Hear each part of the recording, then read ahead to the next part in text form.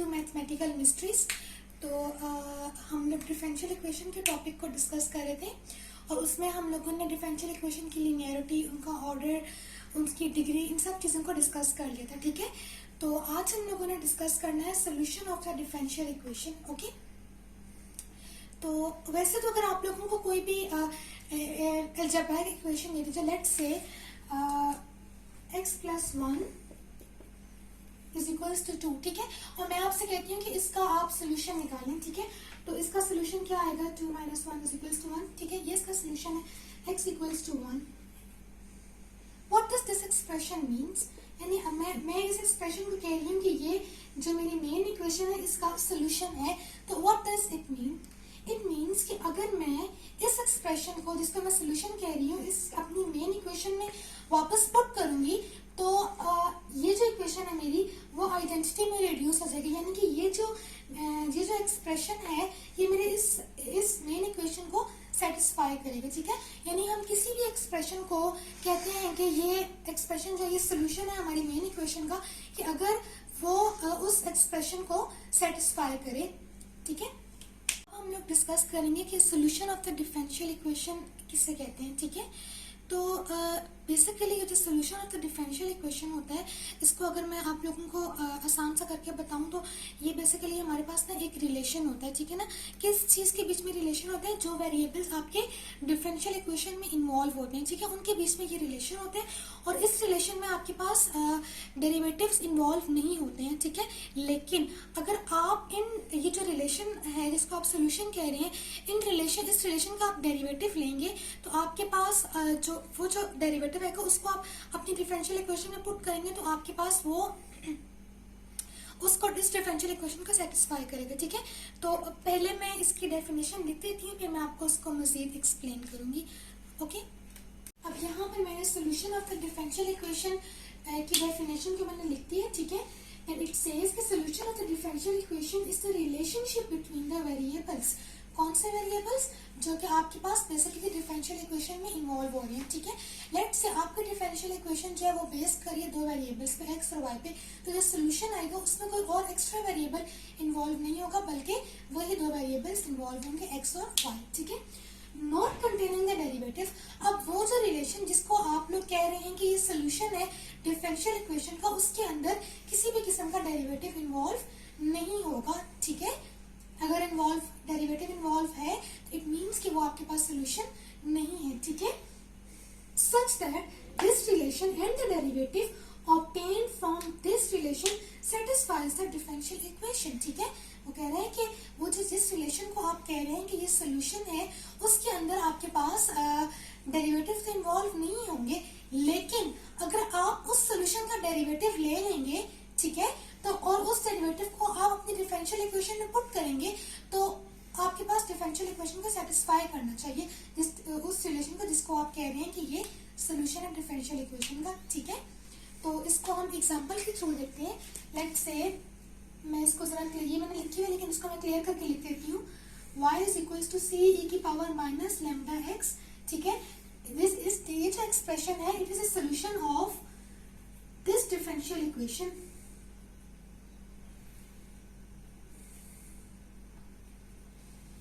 ठीक है, मैं ये क्लेम कर रही हूँ कि ये जो एक्सप्रेशन है ये इस डिफरेंशियल इक्वेशन का सोल्यूशन है। ठीक है, अगर अच्छा सबसे पहले हम देख लेते हैं कि ये इस डेफिनेशन को सेटिस्फाई कर रहा है कि नहीं कर रहा। ठीक है, solution of the differential equation is the relationship between the variables. ठीक है, आप ये देखें कि मैं ये कह रही हूँ कि ये सोल्यूशन है और ये डिफरेंशियल इक्वेशन है। ठीक है, तो देखें कि सोल्यूशन का जो फंक्शन है वो किन वेरिएबल्स पे बेस कर रहा है, y पे और x पे। डिफरेंशियल इक्वेशन में भी यही दो वेरिएबल्स इन्वॉल्व है। ठीक है, अच्छा उसके बाद है कि नॉट कंटेनिंग द डेरिवेटिव। आप ये देखें कि इस एक्सप्रेशन में जिसका मैं सोल्यूशन कह रही हूँ किसी भी किस्म का डेरिवेटिव इन्वॉल्व नहीं है। ठीक है, but taking the derivative of this relation, लेकिन अगर मैं इस रिलेशन का डेरिवेटिव ले लूं तो वो मेरे पास इस डिफरेंशियल इक्वेशन को सेटिस्फाई करेगा। सेटिस्फाई करने का मतलब ये कि इक्वेशन की जो दोनों साइड्स हैं वो इक्वल आ जाएंगी, ठीक है। तो अगर ऐसी बात है तो इसको हम पुट करके देखते हैं, ठीक है, इस डिफरेंशियल इक्वेशन में। अगर तो ये इसका सोल्यूशन है इस डिफरेंशियल इक्वेशन का, तो जब मैं इसको इसमें पुट करूंगी तो मेरे पास इक्वेशन की दोनों साइड्स को सेम आना चाहिए। तो वो मैं आप लोगों को करके दिखा देती हूँ, ठीक है। D by d x, y की प्लेस पर आप ये वाला एक्सप्रेशन पुट कर दें, माइनस लेमडा। अगेन वाई की प्लेस पर आप ये वाला एक्सप्रेशन पुट करें जिसको आप सोल्यूशन कह रहे हैं, ठीक है। इसका डेरिवेटिव लें, आपके पास क्या आ जाएगा,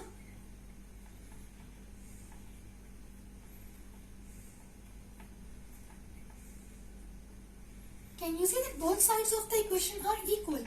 ओके, इसको आप अगर इस तरफ शिफ्ट कर देंगे तो ये आपके पास 0 इक्वल्स टू 0, यानी कि आइडेंटिटी में रिड्यूस हो गई है आपकी इक्वेशन, ठीक है। इसी तरह से हम इसकी कोई और एग्जांपल भी देख लेते हैं, ठीक है। अब यहाँ पे ये सेकेंड एग्जांपल देखिए, मैं ये कह रही हूँ कि ये जो एक्सप्रेशन है ये इस डिफरेंशियल इक्वेशन का सोल्यूशन है, ठीक है। तो अगर तो ऐसी बात है तो इसका मतलब ये है कि इस एक्सप्रेशन को जब मैं इसके अंदर पुट करूं तो मेरे पास जो इक्वेशन है वो सेटिस्फाई होनी चाहिए, यानी कि इक्वेशन के दोनों तरफ आइडेंटिटी आनी चाहिए, ठीक है। मैंने देखें इसका 2 दफा डेरिवेटिव लिया और उसके बाद मैंने इस इक्वेशन को यहाँ पर पुट किया, यानी इन दोनों एक्सप्रेशंस को मैंने अपनी मेन इक्वेशन में पुट किया और आप चेक करेंगे ये सेटिस्फाई कर रहे हैं क्योंकि इक्वेशन के दोनों साइड्स पर आइडेंटिटी आ रहा है, ठीक है। अच्छा, अब अभी तक जो मैंने आपको 2 एग्जांपल्स करवाई हैं उसमें तो ये है कि मैंने आपको डिफरेंशियल इक्वेशन भी दे दिया और उसका मैंने आप लोगों को सोल्यूशन भी दे दिया। आप लोगों ने सिर्फ ये चेक किया कि ये सोल्यूशन अगर इसका है तो ये कैसे है सोल्यूशन, मतलब कि वो उसको सेटिस्फाई कर रहा है कि नहीं कर रहा, ठीक है। तो अब अगर ऐसा हो कि आपको सिर्फ सोल्यूशन दे दिया जाए, ठीक है, यानी कि ये इक्वेशन ना दी हो, सिर्फ आपको ये सोल्यूशन दे दिया जाए और आपसे कहा जाए कि इस सोल्यूशन से आप डिफरेंशियल इक्वेशन बनाएं, तो फिर आप क्या करेंगे, ठीक है। तो अब हमारा जो अगला टॉपिक है वो यही है फॉर्मेशन ऑफ डिफरेंशियल इक्वेशन। जो नेक्स्ट टॉपिक है हमारा वो है हमारा formation of the differential equation, ठीक है। और इसमें ऐसा होगा कि आप लोगों को क्या है कि एक्सप्रेशन दे दिया जाएगा, सोल्यूशन एक्सप्रेशन, ठीक है, और आपने उस सोल्यूशन एक्सप्रेशन से अपनी मेन इक्वेशन डिराइव करनी होगी, ठीक है। लेट्स से मैं ये कह रही हूँ कि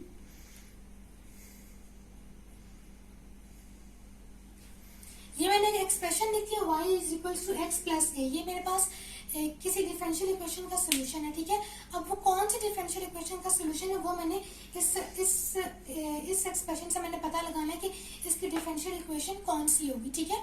तो देखिए मैंने डिफरेंशियल इक्वेशन बनानी है, तो इसका मतलब ये है कि मुझे डेरिवेटिव चाहिए, है ना। तो अब इसका मतलब ये है कि मुझे इस एक्सप्रेशन का डेरिवेटिव लेना पड़ेगा, लेकिन अब मुझे कैसे पता चलेगा कि कितनी बार डेरिवेटिव लेना है, ठीक है। तो ऐसा तो नहीं है ना कि आप उसका डेरिवेटिव लेते जाए, तो उस ये देखने के लिए कि आपको कितनी बार डेरिवेटिव चाहिए, उसके लिए आपको देखना पड़ेगा कि सोल्यूशन में जो आपको सोल्यूशन एक्सप्रेशन गिवन है उसमें कितने कॉन्स्टेंट्स इन्वॉल्व है, ठीक है। तो अब ये देखें यहाँ पे सिर्फ एक ही कॉन्स्टेंट इन्वॉल्व है, ठीक है। इसका मतलब ये है कि सिर्फ एक बार आपने डेरिवेटिव लेना है, ठीक है। तो इसका आप एक दफा डेरिवेटिव ले लें, ठीक है। ए तो कांस्टेंट है, उसका डेरिवेटिव 0 हो जाएगा और एक्स का डेरिवेटिव क्या होता है 1, ठीक है।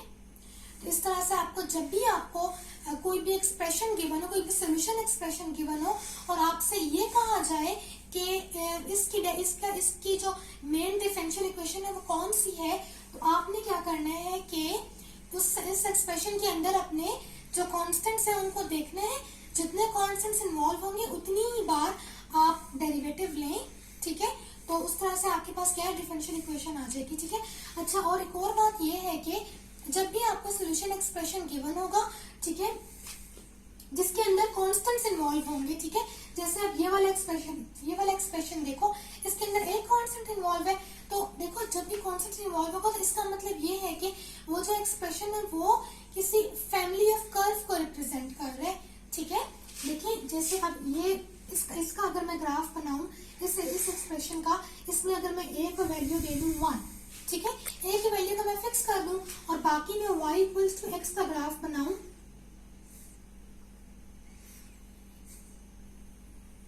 x की वैल्यू 0 रखो तो y की वैल्यू आ जाएगी 1, x की वैल्यू 1 रखो तो y की वैल्यू आ जाएगी 2, ठीक है। तो इस तरह से अगर आप इसको प्लॉट करें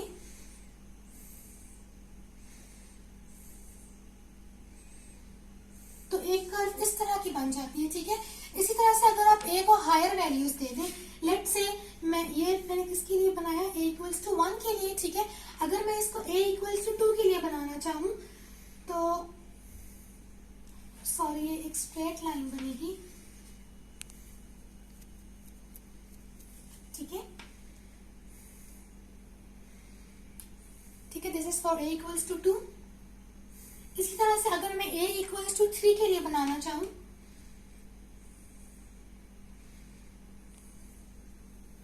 तो वो मेरे पास ये बनेगी।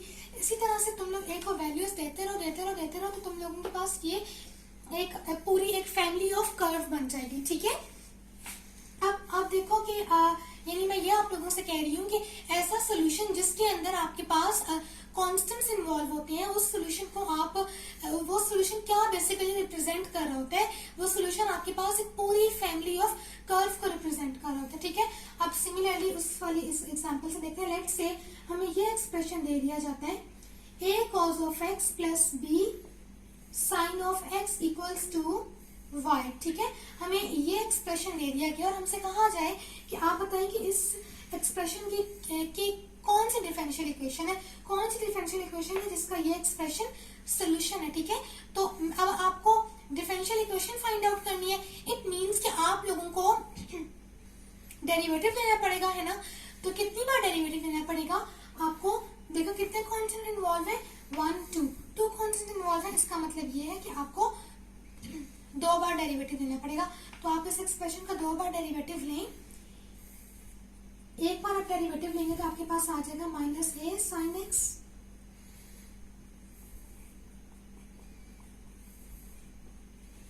Plus b cos of x, ठीक है। सेकेंड टाइम जब आप इसका डेरिवेटिव लेंगे तो आपके पास क्या एक्सप्रेशन बनेगा,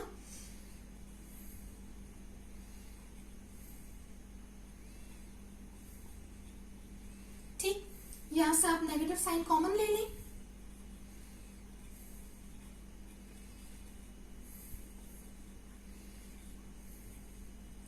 ये वाला जो एक्सप्रेशन है जब ब्रैकेट के अंदर लिखा है ये किसके इक्वल है, y की इक्वल,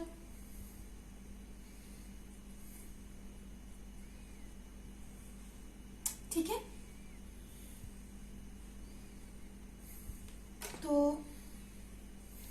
इसका मतलब ये है कि इस एक्सप्रेशन का डिफरेंशियल इक्वेशन ये देखिए ये मैंने लिखा है। समझ आ गया कि किस तरह से अगर सिर्फ सोल्यूशन गिवन हो तो किस तरह से आप लोगों को कैसे आप लोगों ने डिफरेंशियल इक्वेशन डिराइव करनी है। उसके अंदर जितने भी कॉन्स्टेंट्स इन्वॉल्व होंगे उसको उतनी ही दफा उसका डेरिवेटिव ले लो इस एक्सप्रेशन का, तो आपके पास डिफरेंशियल इक्वेशन आ जाएगी। अब यहाँ पे देखो, अच्छा यहाँ पे भी देखो ना कि ये जो सोल्यूशन आप लोगों को गिवन है इसके अंदर 2 कॉन्स्टेंट्स इन्वॉल्व है और इसका मतलब ये है कि इसके अंदर कॉन्स्टेंट्स इन्वॉल्व है, तो इसका मतलब ये है कि ये भी फैमिली ऑफ कर्व को रिप्रेजेंट कर रहा है। तो अब आप लोगों ने बताना है मुझे कमेंट सेक्शन में कि इस एक्सप्रेशन का जो कर्व्स हैं वो किस तरह के बनेंगे। मैं आप लोगों को थोड़ा सा बता देती हूँ। ये साइन और कॉस पे बेस कर रहे हैं ये फंक्शन, तो कुछ इस तरह की कर्व्स बनेंगी आपके पास, साइनसॉइडल वेव्स बनेंगी, इस टाइप की बनेंगी, ठीक है। आप पहले a को वैल्यू दे दो 1, b को वैल्यू दे दो 1, ठीक है, और इसी तरह से x को वैल्यू दे दो 30 दो, 60 दो, 90 दो, ठीक है। तो आप और y की इस तरह से आपके पास कॉरेस्पॉन्डिंग वैल्यूज आती जाएंगी। फिर आप इनको प्लॉट करोगे तो मेरे ख्याल में इसी तरह का ग्राफ बनेगा साइनसॉइडल वेव, ठीक है। अब हम लोग एक छोटी सी एग्जांपल कर लेते हैं, फिर हम लेक्चर को एंड करेंगे, ठीक है। अच्छा, अब यहाँ पर आप लोगों को क्वेश्चन ये दे दिया गया है कि आप डिफरेंशियल इक्वेशन फाइंड आउट करें उन पैराबोलास की जिनका जो एक्सिस होता है वो y एक्सिस के पैरेलल है, ठीक है। तो ये किस तरह के पैराबोलास होंगे, ये कुछ इस तरह के होंगे। ये y एक्सिस है ना, तो लेट्स सी, मैंने एक पैराबोला ड्रॉ किया, ये इसका एक्सिस है, ठीक है। इसी तरह से दूसरा पैराबोला भी ऐसा ही कुछ होगा, तीसरा पैराबोला भी वाई एक्सिस के पैरेलल, ठीक है। मतलब कि ये फैमिली ऑफ ए कर्व है, फैमिली ऑफ पैराबोलास है जिनका जो मेन एक्सिस है वो वाई एक्सिस के पैरेलल है, ठीक है। अब आपने क्या करना है, आपने इनकी डिफरेंशियल इक्वेशन फाइंड आउट करनी है। तो सेकेंड ईयर में आप लोगों ने पढ़ा होगा कि ऐसे पैराबोलास जिनका जो वाई एक्सिस है वो जिनका जो मेन एक्सिस है वो पैरेलल है वाई एक्सिस की, उनकी इक्वेशन क्या होती है, यहाँ पे सॉल्यूशन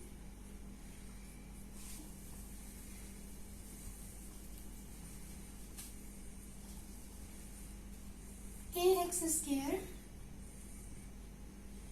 प्लस bx